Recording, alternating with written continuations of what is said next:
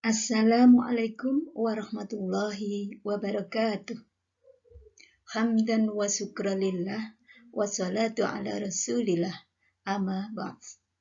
Puji syukur kita panjatkan kehadirat Allah subhanahu wa ta'ala yang telah melimpahkan rahmat-Nya sehingga pada hari ini kita bisa mengikuti Pondok Ramadan SD Negeri Kampung Dalem 1 dalam keadaan sehat walafiat. Salawat serta salam semoga tetap terlimpahkan pada Nabi kita, Nabi Agung Muhammad Sallallahu Alaihi Wasallam yang telah membawa kita dari alam kegelapan jahiliyah menuju alam yang penuh barokah Islamiyah. Anak-anakku kelas 4 yang dirahmati Allah, kali ini saya akan menyampaikan materi Pondok Ramadan tentang sejarah Islam. Untuk edisi kali ini akan saya sampaikan para penyebar agama Islam di Pulau Jawa, yaitu Wali Songo. Pulau Jawa sebelum kedatangan agama Islam sudah memiliki peradaban yang sangat tinggi. Ada dua kerajaan besar yang pernah mengalami kejayaan, yaitu satu kerajaan Majapahit yang terkenal dengan Raja Hayam Wuruk dan Mahapatih Gajah Mada yang telah menyatukan bumi Nusantara ini.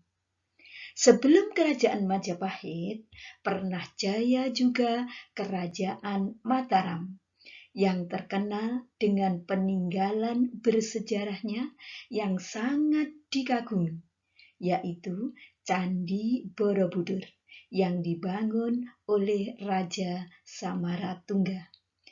Pada abad ke-11, Islam masuk ke Pulau Jawa. Perkembangan Islam di Jawa disebarkan oleh para wali yang terkenal dengan sebutan Wali Songo. Karena jumlahnya ada 9, merekalah penyebar agama Islam di Pulau Jawa.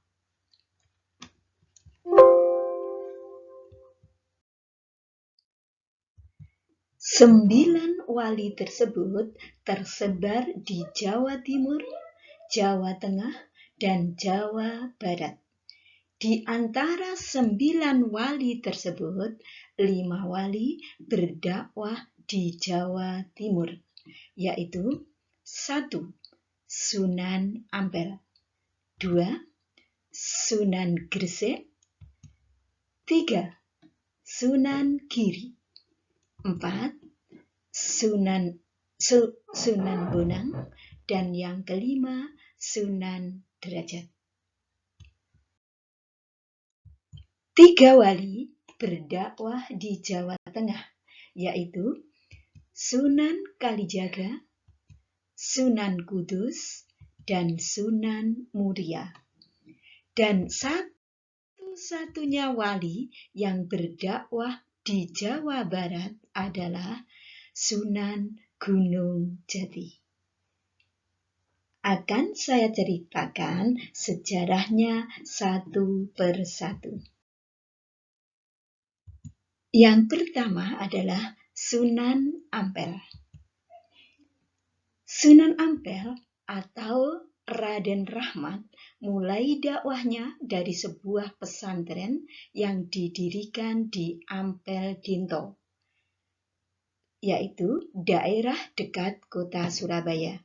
Karena itu, beliau dikenal sebagai pembina pondok pesantren pertama di Jawa Timur. Yang kedua adalah Sunan Gresik. Sunan Gresik dikenal dengan nama Maulana Malik Ibrahim atau Maulana Maghribi atau disebut juga Syekh Maghribi.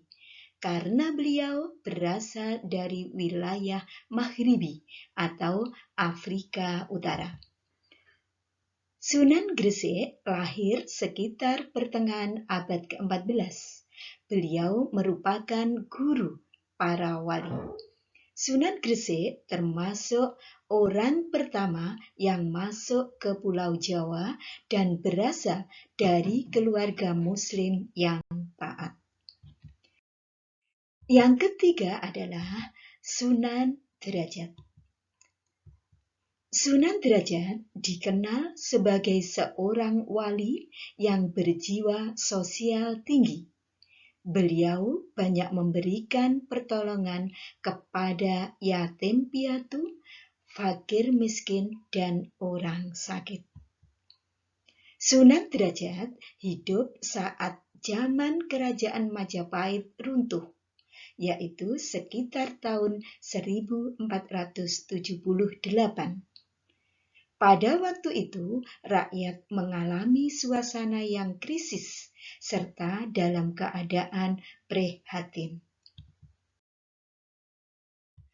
Wali Songo yang keempat adalah Sunan Giri. Nama aslinya adalah Raden Paku. Sunan Giri memiliki karomah yang bisa mengubah pasir pantai menjadi barang dagangan yang dibutuhkan oleh orang-orang Jawa. Ketika Raden Paku masih muda, beliau disuruh ibu angkatnya untuk mengawal kapal dagang yang dipimpin oleh Abi Hurairah ke Kalimantan. 3 kapal penuh muatan barang dagangan dari Jawa yang harus dijual ke Kalimantan. Dan nanti pulangnya harus membawa barang-barang dari Kalimantan ke Jawa. Sesampai di Pulau Kalimantan, barang dagangan dibawa oleh Raden Paku ke pedalaman Kalimantan. Di situ barang-barang dagangan dihutang-hutangkan, ada yang dibagi-bagikan kepada para fakir miskin. Abi Hurairah sebagai pemimpin ekspedisi kapal bingung dan bertanya pada Raden Paku, "Raden, kenapa dihutangkan pada orang miskin? Pasti mereka tidak bisa bayar." "Tenang saja, Paman," jawab Raden Paku dengan tenang. Dan ternyata benar. Setelah 2 minggu, waktu yang ditentukan, tidak satu orang pun membayar hutang karena mereka orang-orang miskin tidak sanggup untuk membayar hutang. Abi Hurairah sangat bingung. "Saya nanti pasti dimarahi oleh Ibu Raden," kata Abi Hurairah. "Apa?" jawab Raden Paku. "Tenang saja, Paman. Isi saja kapal kita dengan pasir pantai." Abi Hurairah masih bingung, tetapi tetap melaksanakan perintah Raden Paku. Sampai di Jawa, Abi Hurairah menceritakan semua yang dialami pada Nyai Ageng Pinatih, ibu angkat Raden Paku. Nyai Ageng sangat marah dan memanggil Raden Paku. "Apa yang kamu lakukan? Aku akan rugi besar," teriak Nyai Ageng. "Tenanglah Ibu, di kapal penuh dengan barang dagangan," kata Raden Paku. "Apa? Pasir pantai kau sebut barang dagangan?" teriak Ibu Raden Paku. "Ayo kita lihat Ibu," kata Raden Paku. Setelah dilihat, betapa terkejutnya Nyai Ageng Pinatih dan para pembantunya. Ternyata ketiga kapal berisi penuh barang dagangan dan dari daerah Kalimantan, dan barang dagangan tersebut sangat dibutuhkan oleh orang-orang di Jawa. Itulah salah satu kehebatan Sunan Giri atau Raden Paku. Wali Songo yang kelima adalah Sunan Kudus. Sunan Kudus atau Ja'far Shadiq diberi gelar dengan nama Wali al-Ilmi, artinya orang yang berilmu luas. Karena selain memiliki keahlian khusus dalam bidang agama, beliau juga dipercaya memegang pemerintahan di daerah Kudus. Sunan Kudus selalu mengedepankan hidup berdampingan dalam membangun kedamaian antar sesama. Di Jawa masih banyak penduduk yang beragama Hindu dan Buddha. Mereka masih memegang tradisi dan budaya Hindu dan Buddha. Sunan Kudus mengajarkan untuk saling toleransi dan saling menghormati antara orang-orang Islam, orang-orang Hindu, dan orang-orang Buddha, sehingga bisa hidup berdampingan. Wali Songo yang keenam adalah Sunan Bonang. Sunan Bonang menyebarkan agama Islam dengan cara menyesuaikan diri terhadap corak kebudayaan masyarakat Jawa yang menggemari wayang dan musik gamelan. Beliau menciptakan gending-gending yang memiliki nilai-nilai keislaman. Setiap bait-bait lagu diselingi dengan ucapan 2 kalimat syahadat atau syahadatain, sehingga musik gamelan yang mengiringinya dikenal dengan istilah sekaten. Wali Songo yang ketujuh adalah Sunan Kalijaga. Sunan Kalijaga dikenal sebagai budayawan, seniman seni suara, seni ukir, dan seni busana. Sunan Kalijaga memperkenalkan bentuk wayang yang terbuat dari kulit kambing, yang sampai sekarang dikenal dengan wayang kulit. Dalam seni suara, beliau adalah pencipta lagu Dandang Gulo dan Ilir-ilir yang sangat terkenal itu. Sebelum menjadi seorang sunan, dia adalah seorang putra Adipati Tuban yang bernama Raden Said. Ketika remaja, dia menjadi seorang begal dengan nama Brandal Lokajaya. Dia bertobat setelah membegal Sunan Bonang. Sunan Bonang menyuruh Brandal Lokajaya untuk bertapa di pinggir sungai. Setelah 3 tahun dia bertapa, dia dibangunkan oleh Sunan Bonang dan berguru pada beliau. Selain pada Sunan Bonang, dia juga berguru pada Sunan Ampel dan Sunan Giri. Karena pertapaannya di pinggir sungai, maka dia dikenal dengan sebutan Sunan Kalijaga, penjaga sungai. Wali Songo yang ke-8 adalah Sunan Muria. Sunan Muria memiliki nama asli adalah Raden Prawoto atau Raden Umar Said. Beliau adalah putra Sunan Kalijaga. Beliau suka menyendiri dan tinggal di desa bersama rakyat biasa demi menyiarkan agama Islam.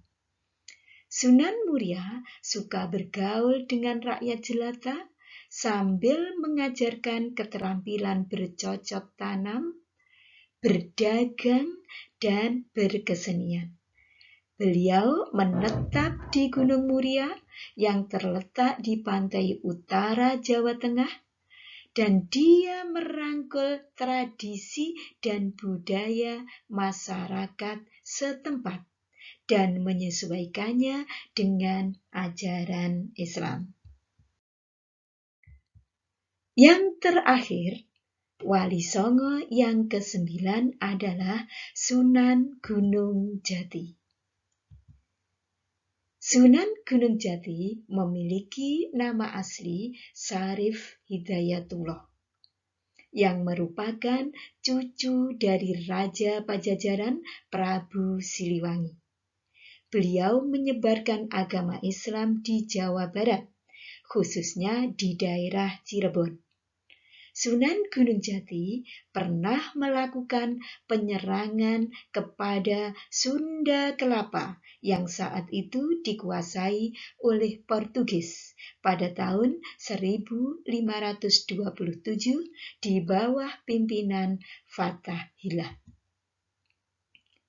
Sunan Gunung Jati merupakan pendiri Kesultanan Cirebon. Beliau adalah raja pertama yang bergelar sultan.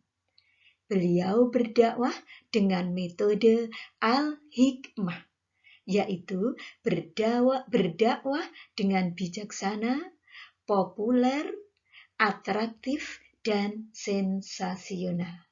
Nah, anak-anakku kelas 4 yang hebat, demikian tadi cerita 9 Wali Songo yang menyebarkan agama Islam di Pulau Jawa. Nah, sekarang saatnya menjawab pertanyaan-pertanyaan sesuai dengan cerita saya tadi. Pertanyaan yang pertama, sebutkan 2 kerajaan di Jawa yang pernah mengalami masa kejayaan sebelum kedatangan Islam. 2. Siapa saja Wali Songo yang berdakwah di Jawa Timur? 3. Siapa saja Wali Songo yang berdakwah di Jawa Tengah? 4. Siapa Wali Songo yang berdakwah di Jawa Barat? 5. Karomah apa yang dimiliki oleh Raden Paku atau Sunan Giri? 6. Disebut apa musik gamelan yang mengiringi Sunan Bonang berdakwah? 7. Di mana Sunan Kalijogo bertapa? 8. Putra siapakah Sunan Muria itu? 9. Sunan Gunung Jati berdakwah dengan metode al-hikmah. Apa maksudnya? 10. Siapakah Wali Songo yang mendapat julukan Wali al-ilmi, yang artinya yang berilmu? Nah, selamat mengerjakan tugas. Semoga kalian semua bisa mengerjakan dengan baik dan benar. Anak-anakku kelas 4 yang hebat, demikian tadi materi Pondok Ramadan kelas 4. Semoga apa yang kita pelajari hari ini bermanfaat bagi kita semua. Saya ucapkan terima kasih atas perhatiannya. Mohon maaf apabila ada kesalahan. Akhirul kalam, wassalamualaikum warahmatullahi wabarakatuh.